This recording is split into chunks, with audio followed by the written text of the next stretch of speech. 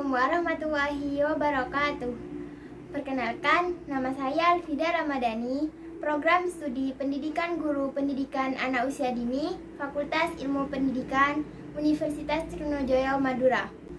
Kali ini saya akan membahas 4 bahasan. Yang pertama, ada pengertian anak berbakat. Yang kedua, faktor resiko anak berbakat. Yang ketiga, asesmen anak berbakat. Dan yang terakhir, penanganan anak berbakat.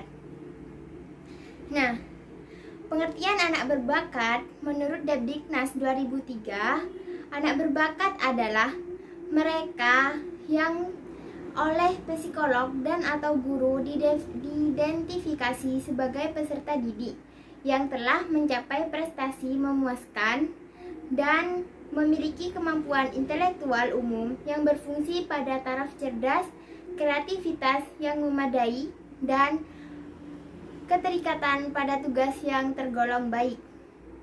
Yang kedua, definisi menurut United States Office of Education, yaitu anak berbakat adalah anak yang dapat membuktikan kemampuan berprestasinya yang tinggi dalam bidang-bidang seperti intelektual, kreatif, artistik, kapasitas kepemimpinan, atau akademik spesifik, dan mereka yang membutuhkan pelayanan atau aktivitas yang tidak sama dengan yang disediakan di sekolah sehubungan dengan penemuan kemampuan-kemampuannya menurut Hawadi tahun 2022. Dan yang terakhir, anak berbakat adalah mereka yang memiliki kemampuan-kemampuan yang unggul, mampu memberikan prestasi atau memiliki kecerdasan yang tinggi, sedangkan keberbakatan harus ditinjau secara multidimensional. Nah, sekarang faktor resiko anak berbakat. Faktor resiko anak berbakat terdapat 3 faktor. Yang pertama, faktor genetik. Pendapat para ahli sebagian bahwa menyatakan inteligensi dan kemampuan yang berkualitas adalah diturunkan, dan hal ini kurang dapat diterima di masyarakat yang memandang bahwa semua orang itu terlahir sama. Penelitian dalam genetika perilaku menyatakan bahwa setiap jenis dalam perkembangan perilaku dipengaruhi secara signifikan gen atau keturunan. Yang kedua, faktor biologis.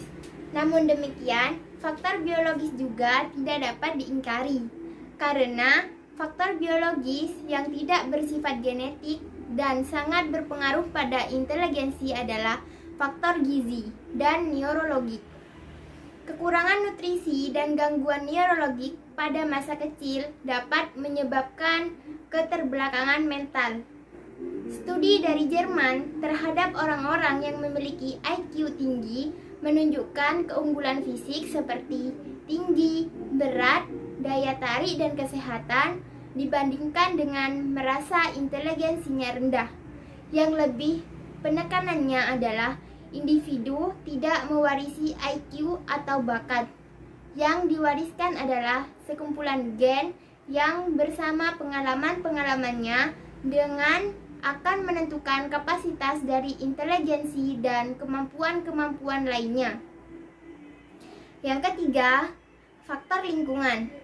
Stimulasi, kesempatan, harapan, tuntutan, dan imbalan akan berpengaruh pada proses belajar seorang anak. Nah, sekarang asesmen anak berbakat terbagi menjadi 3. Yang pertama, authentic assessment. Saat ini, para ahli menggunakan berbagai macam cara pengukuran yang menekankan pada authentic assessment atau asesmen yang secara jelas dan tegas yang menyerupai kurikulum aktual dan pengalaman-pengalaman belajar siswa di sekolah yang mencakup kegiatan menulis, esai, perdebatan, dan menciptakan portofolio. Bahkan berdasarkan skor tes kecerdasan dan tes prestasi untuk mengidentifikasi beragam kriteria dapat digunakan Penggunaan prosedur identifikasi seperti ini dapat membantu yang berkaitan dengan catatan-catatan penting untuk mengenali secara dini bakat dari siswa lebih lanjut. Menurut Pirto, tahun 1999 halaman 123 menjelaskan bahwa authentic assessment melihat secara langsung pada apa yang siswa munculkan dalam bidang-bidang khusus. Authentic assessment dapat juga disebut penilaian kinerja atau performance assessment, penilaian alternatif atau alternative assessment, atau penilaian langsung. Direct assessment. Penilaian autentik mencangkup berbagai macam teknik seperti hasil karya, kumpulan portofolio, daftar cek, pengamatan guru, dan proyek kelompok. Banyak penilaian autentik harus dapat disimpulkan menjadi bilangan atau angka atau diletakkan dalam skala untuk kemungkinan dapat dikombinasikan dengan hasil individu. Yang kedua, dynamic assessment. Asesmen dinamis, istilah ini dimunculkan oleh Tomlinson dan kawan-kawan pada tahun 2002. Asesmen dinamis adalah suatu proses identifikasi yang dilakukan secara terus-menerus pada kemampuan kebutuhan belajar siswa. Asesmen dinamis adalah salah satu pendekatan yang digunakan untuk menilai kemampuan kognitif yang selalu tidak muncul ketika bentuk tes standar digunakan. Biasanya, bentuk atau jenis asesmen ini berisi pengujian siswa atau percobaan siswa, keterampilan mengajar di antara mereka, dan kemudian dites lagi. Pengukuran keberbakatan didasarkan pada bagaimana peningkatan siswa berdasarkan pembelajaran keterampilan. Hal ini dipromosikan karena dapat mengantisipasi pengukuran, terutama yang berkaitan dengan penilaian keberbakatan yang tidak diperoleh melalui alat tes standar. Dan yang terakhir, kemampuan spasial. Kemampuan spasial adalah kemampuan mental untuk mengevaluasi dan memanipulasi suatu objek atau benda.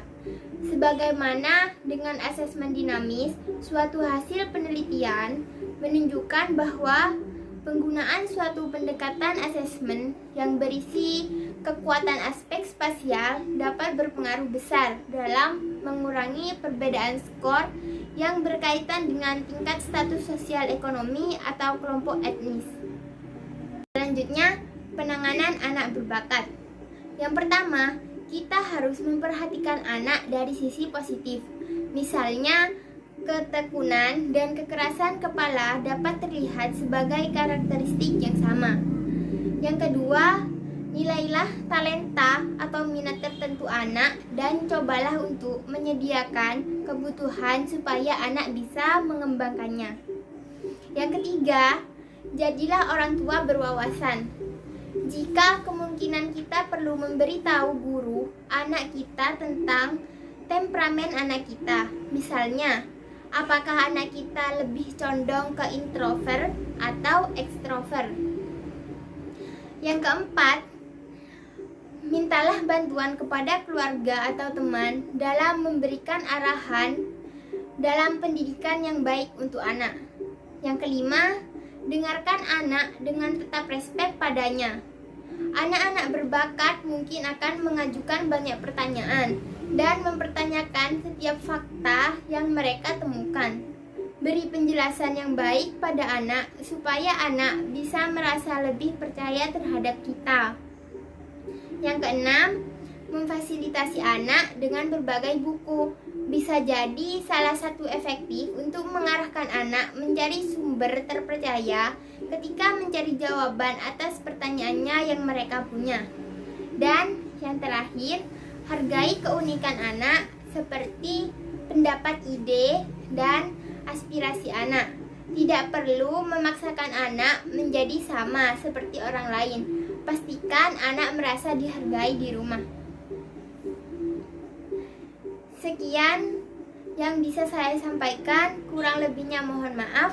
Wassalamualaikum warahmatullahi wabarakatuh.